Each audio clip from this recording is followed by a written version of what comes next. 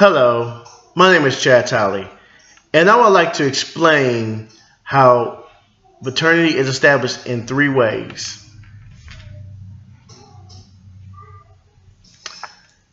When a child is born, it takes a woman and a man to make a baby. It takes two people's cells, DNA, to connect to bring forth a child within a woman's womb.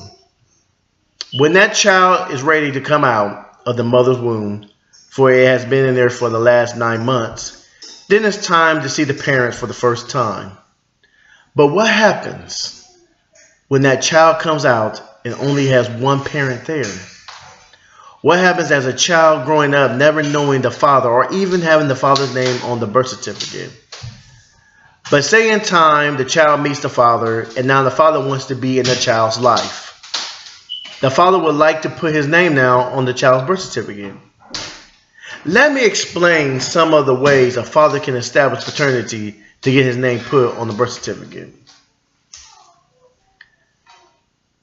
How do I establish paternity for my child? I'm glad you asked that question. Because there are three ways to establish paternity for a child if you're not married. Administrative order, court-issued order, an acknowledgement of paternity. And these are the things I would like to explain in details of how these three ways of establishing paternity works. Let's start with number one, the acknowledgement of paternity. The mother of the child and the man alleged being the father, or to be the natural father of the child, can sign an acknowledgement of paternity. This document is usually given at the hospital once the child is born. This is where you'll see the nurse that will come in with a bunch of documents, and she will hand it to you so you can be able to fill out. And the same document that the hospital has can be also given through Vital Statistics Center in your city or state. The mom and dad has to sign the forms together, then it is notarized. When the form is completed, parents will submit the forms to their nearest child support agency or health department.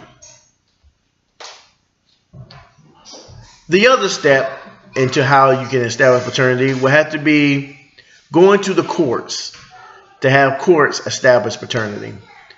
The courts, upon own motion, may order, and upon motion of any party to the actions, is required to order a child's mother, the child, and the alleged father, and any other person who is defending in the action to submit genetic testing.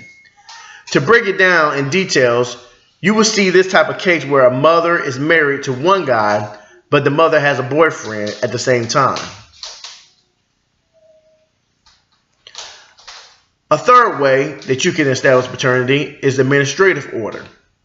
Upon receipt, a genetic testing result that shows 99% or greater possibility that the alleged father is the father of the child, the administrative officer, known as the child support officer, shall prepare and issue a paternity order, which is called the Administrative Order Establishment of Paternity. This happens when you go to your nearest child support agency and submit a sample of DNA along with the child and the alleged father's sample. Genetic testing results are then sent out to both parties to let you know if the results come back being he is the father of the child. To conclude this, once again, the three ways to establish paternity is administrative order, a court-issued order, and an acknowledgement of paternity. Always remember, a child deserves to know who they are and where they come from. The most important thing would be the child is being aware of knowing who their parents are. Because when it comes to the child knowing who their parents are, success is a part of their life. No child should go without knowing who their parents are. So let this be a stepping stone of knowing how you can achieve paternity and the fact that you can be able to put your name on the birth certificate. Thank you, and God bless.